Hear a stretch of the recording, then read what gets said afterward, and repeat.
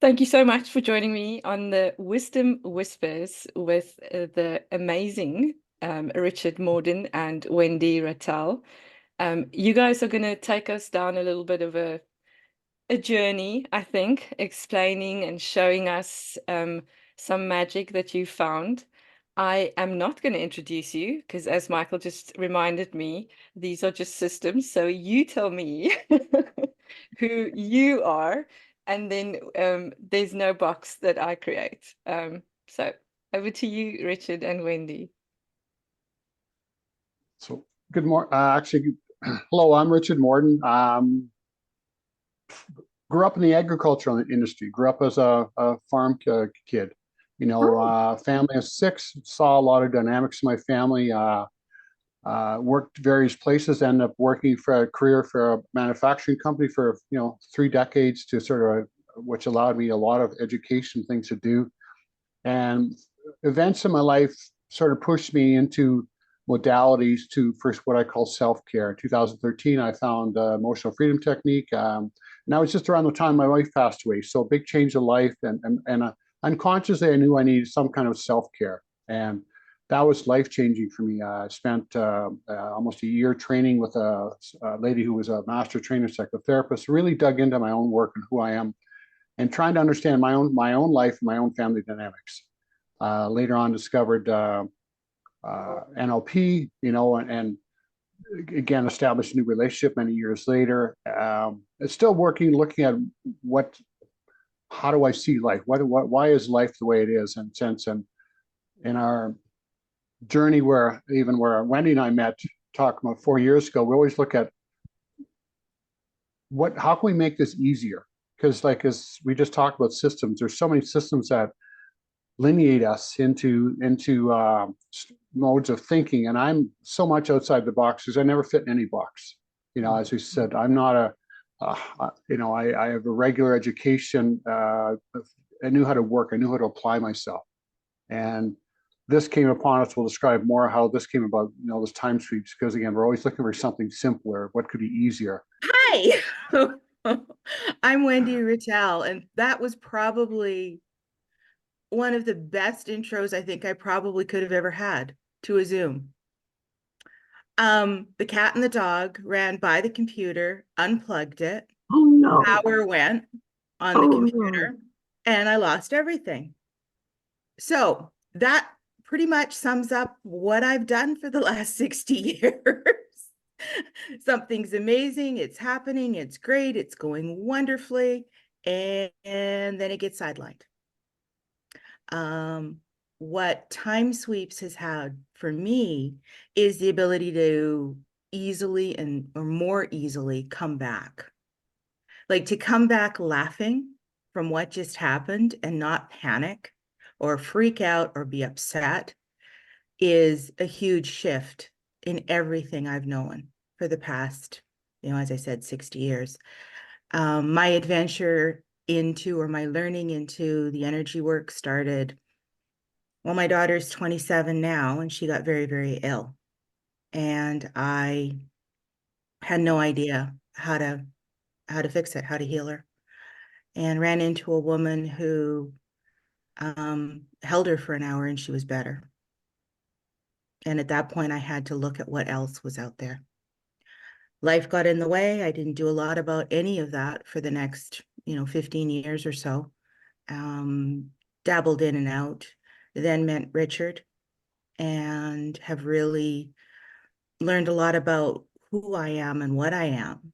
And the what I am, I think, is important, and the power that I hold, which is a really scary thing to say publicly. But life is an adventure. And Michael's comments before we started this recording, I'm listening to that thinking, yes, that is beautiful, a beautiful start to what we're doing, because we are so individual, we are so unique. And I think that's part of what's getting lost in the world right now, is that individuality, that uniqueness, and those things that we really, truly should be celebrating.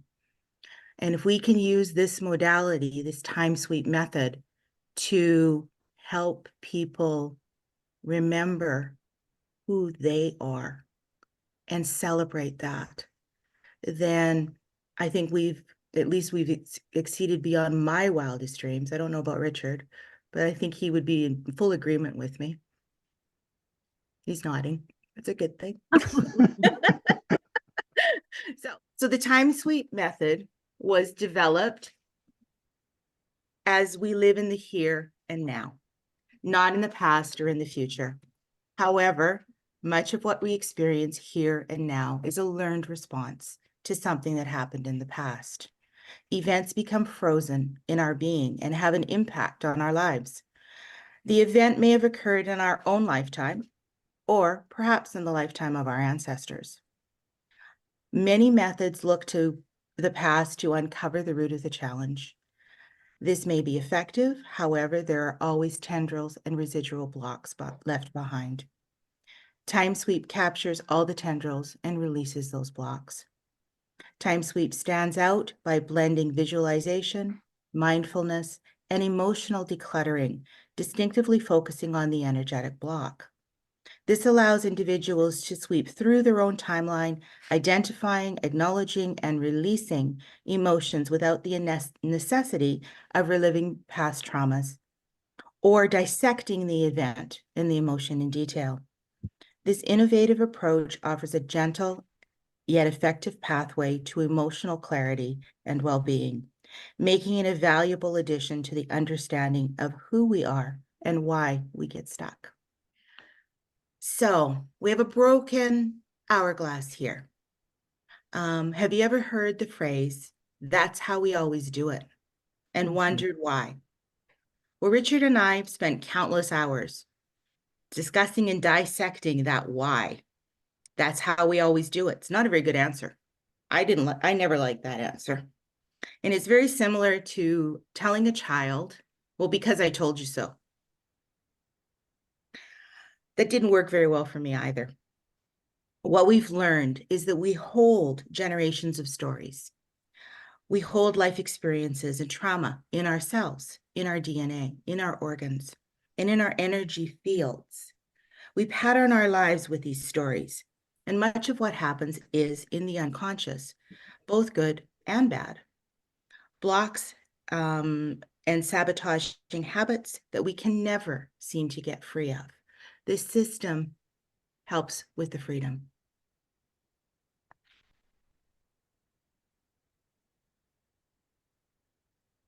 So as I mentioned, we have generations of memories. We have ancestries and expectations, and most of us are actually unconscious of how that is affecting our lives. Generational, social, and family dynamics, expectations, they often shape the boundaries of our lives. Families guide where we live, who we marry, and what our life should look like. We are told to go into the family business, and it's strongly suggested that you go to university or to trade school. And do you ever feel that that boxes you in, that that isn't the mold that you were expected or you wanted to do? I mean, for myself, I was told I was going to university. I was told I was the first to go to university. That was I was doing. That was how it was going to happen. And that was how I started my first experiences in my adulthood. Next. So lifetimes of experiences. We accumulate this information ourselves, and it impacts the view of the world around us. We've been taught our view of the world. This information is stored, it's trapped, it's in our DNA. Stored information becomes a filter for how we view the world and often determines our reaction to an event or a particular stimuli. For example, my mom hears someone has a sore throat, and her immediate reaction is you've got strep throat, or it's very severe, and the proper course of action is you go to the doctor and you get a prescription. That's just the way it's done. It would never occur to her that maybe you should have said something at school or at work. Maybe there's somebody pissing you off. And if you actually voice that, and release the energy in your throat, that sore throat goes away. That was so far out of her wheelhouse that we just didn't even mention it to her. But that was how my kids were raised. You just speak it, you yell it, you scream it, you sing it, whatever, release it from your body.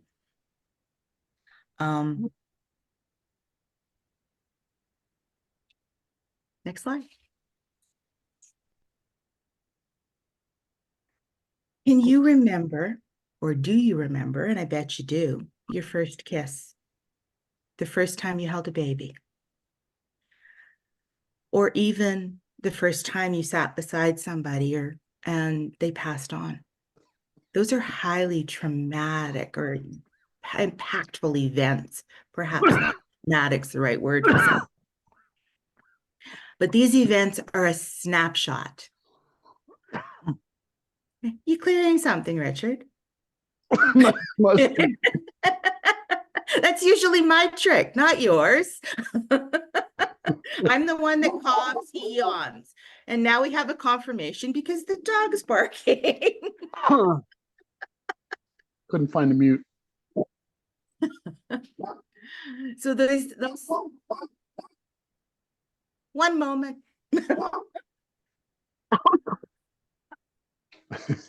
We are live. And this is human-centric, isn't it? Exactly. This is life. That is life. So when these events happen, they become a snapshot. It's a moment in time, and we hold on to that moment. The events can be good or bad, and we seem to remember the bad ones more than the good ones often. And sometimes the bad ones have a little more punch or a little more force. Kensel Van de Kolk's book, The Body Keeps the Score, talks about trauma from extreme battle conditions. And Mark Walm's book, It Didn't Start With You. And he talks about generational trauma, which goes back 7 generations. So these traumatic events that we kind of react to, you might not have even been in our lifetime. They might have been in one of our ancestors' lifetime. So now we're carrying all of that trauma as well. In childhood, anybody here ever been told, I can't? Or you can't? Don't do that? I was told that often. Yeah, sometimes there's a good reason. You don't want to put a 6-year-old behind the wheel of a car. Fair enough. But much of the time, it's because somebody that is in a position of authority around us couldn't. So therefore, they're protecting us, and you can't either. So that I can't takes on a framework within our system. We become afraid to try. We become held in place. We become stuck, for lack of a better expression. And nobody, generally, people around us don't say, okay, well, perhaps if you took these steps, you could. Or we stop believing, we stop imagining that it's even possible. So this time sweep method starts to unravel and unlock all of those I can'ts. So it broadens your awareness. It broadens your ability to go take that deep breath and go, like that train that says, I think I can, I think I can, I think I can, I think I can, and move forward. And that's what we're hoping to guide and help people do, is that move forward.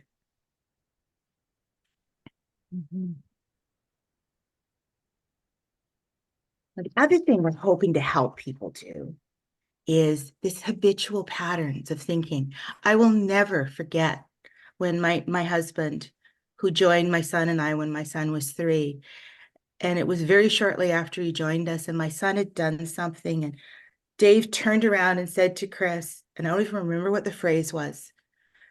And the look on his face, Dave's face, was, my father just came out of my mouth. Mm. And I'm sure we've all experienced that. If you've got kids, your mom or your dad has come out of your mouth at some point in time, and you've got, oh, I never thought I'd do that. But it's this habitual patterning that we have been trained into, that it's the way we express the world. It's the way we perceive the world. And until we can have that stopping moment going, oh, Lord, that is actually what I just did. We don't recognize that there might be another way. We could perhaps do something different. And what if we actually became conscious?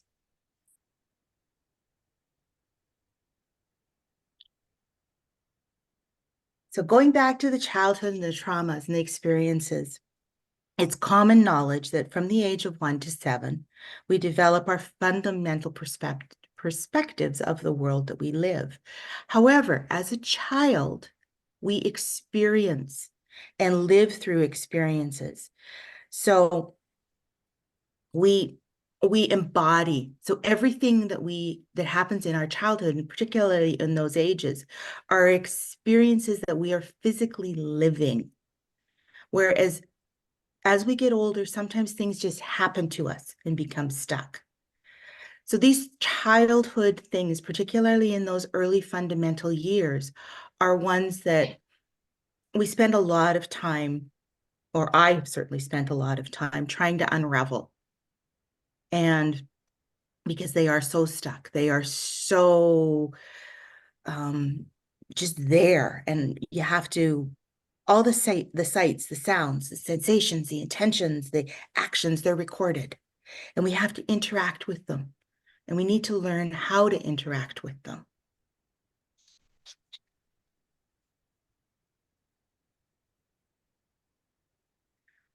And I think as we get into some of the traumas and everything, we kind of forget that memories are good, can be good as well. And even though a memory is good, is that the way we want to frame it and perceive it going forward? Maybe it was good at the time, but maybe it could be better. Maybe there's more. So we want to embrace the more. And how do you take these events and memories and expand them into more, opening the energy up? So there's the opportunity and the more.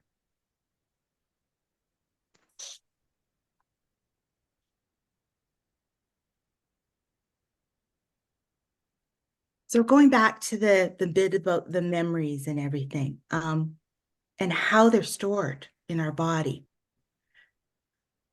One of the things that Richard and I talked about several months ago, and was new to both of us, is that our memories are stored as images.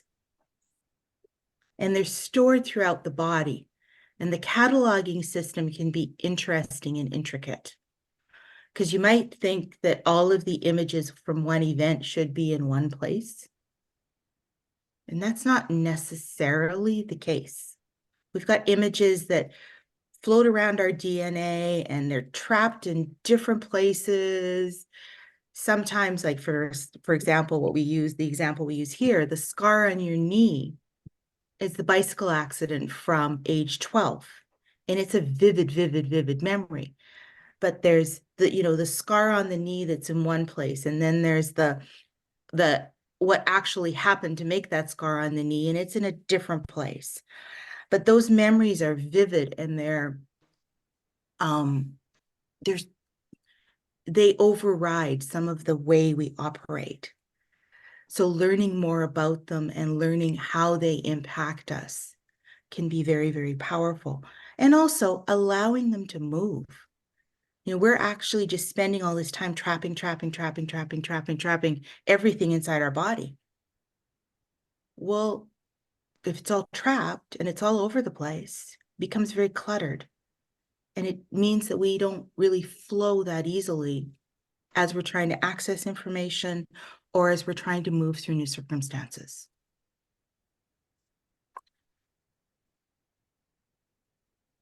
And I think I might have talked about that slide or this slide in the last one.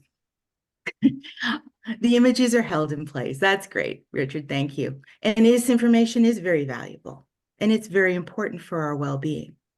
However, it does become part of, trapped there, and we need to be moving it on.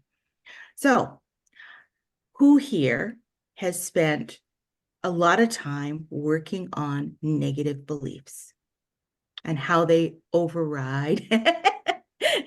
Thank you, Barbara. We know there are many ways to do this. We've all done this. And we know that negative beliefs impact what we do, how we do it, when we do it, why we do it. And we've heard all kinds of different ideas about how and the what and the where and the why. There are modalities, processes, models, and thousands, tens of thousands of professionals that work with clients every day. And many have great success.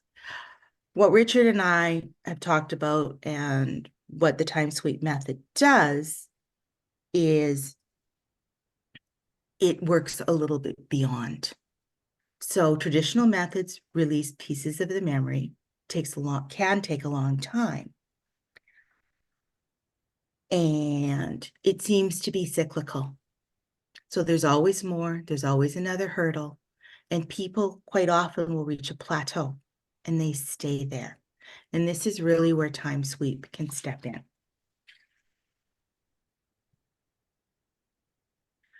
So what time sweep does is it collects all of those limiting beliefs. It collects all of those blocks. It interlinks all of the images that are stored in our bodies, pulls them into one place, or perhaps releases them where they stand. We like to think it all pulls them in. One of the way I describe it is it's like taking a million photos, because we've all taken a million photos and they're in boxes. And they're in Barbara's nodding again. That's awesome. They're in boxes, they're stored all over the house. We make the photo album. So you put it all in a photo album so you actually can see it and understand it and move through it. And it's not as cluttered. I know for myself, I get things all cluttered. It would be that lovely ADHD brain of mine to put a label on things. And when it's cluttered, I don't function. I need it clean and so I can see everything that I'm doing. And this time sweep method, you think about a broom, it sweeps it all out and makes it easier to deal with.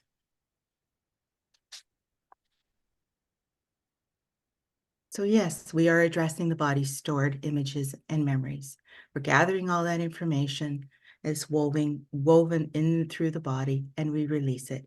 It is gentle, it is easy, it is not emotionally impactful.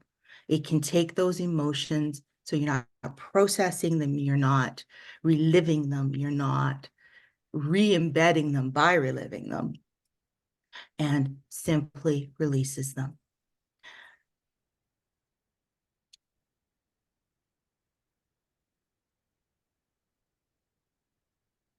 So, open all time sweeps is the setup phrase for what we use.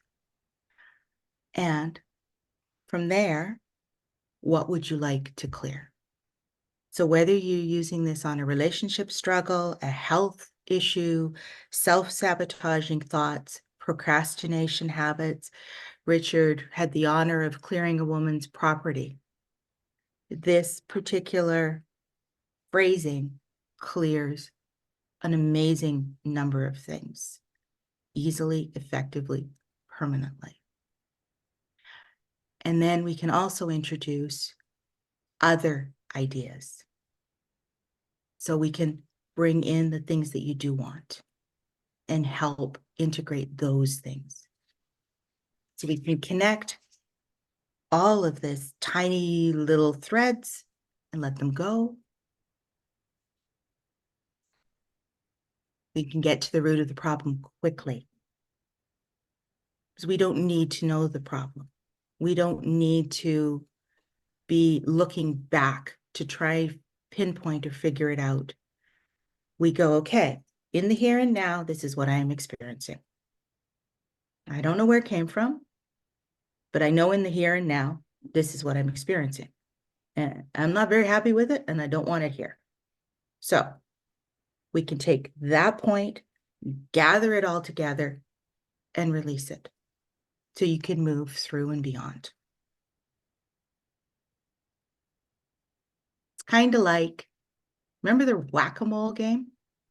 Go bang, bang, bang, bang, bang, bang, bang, bang, bang, bang, bang. You're forever addressing things. They continually are popping up. Well, we're going to unplug the game.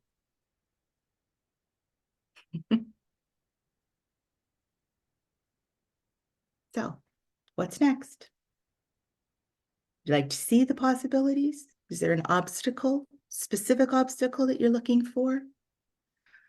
A full session is $200. And then we also create a protocol for you to use at any time. So that could be, I'll let Richard speak to the protocols because he's been working on those a little bit more than me. Go ahead, Richard. I'll stop sharing if that's okay. Yep. So the protocols are energetic protocols, and I'm doing some testing in here with the group as well. We generally add in the energy of what we're talking about. I give it a sequence number, and we're not new to this. Isn't new. People have done this for a long time. So again, we're creating those on the spot. Often after a session, we can wrap it up and again just add a number sequence to them, and then we're looking more extensively to create more of that. Again, with testing and obviously we want the validity of what we're doing, so people do have a result. But again, with the follow up and like oftentimes with a session, I'll just say include all the previous statements we've talked about and add that into this next clearing. And it seems to work because our mind is and our intention is on the imagery. And all because every picture, as you said, has 1,000 words, and those 1,000 words connect to other images. And that's where a lot of the trailer sequencing comes in when we're connecting these imageries and that. And just like I said, clearing the land with a lady yesterday, just she was bringing back some old memories, and those memories are connected to her, connected to the land. And so we're finding a lot of potential of other areas we can work with this because, we are the land, we are nature. We are of the source, all the same source. So we're not, when we work on this, we're clearing more than us. We're clearing the residuals out of the places we live, places we've been, and like I said, we're still much in a learning phase of this. So what I want to say most about this, I'm having fun. We're both having fun. This isn't drudgery, because truly, what shows up in the moment, and like I've said so many times, you can't make this stuff up. It just comes out, right? So you're not into this strata that people like to live in. Here's how I'm going to work with you, and I'm going to go A to B, and I have to read my sheet through. I'm the first guy to jump off the page because I can't follow directions very well and try something different. So it's, and like I said, it shows up because my intent is for good, both of us, to do good. Do good, be of compassion, be of care. And in the here and now that we can release this, so we're not keeping cycling back and reliving traumatic events and going through, like people spend lifetimes trying to release trauma, but what about living here and now, being who you are? Just being you, finding out who the heck you are so you can live with your full expression and who you are. And that's what we're all about right now is what's our expression? Because I think they've done a lot of work out there to try and make sure they take that away from us. And we're here to embrace that, who we are with every fiber of ourselves and just be.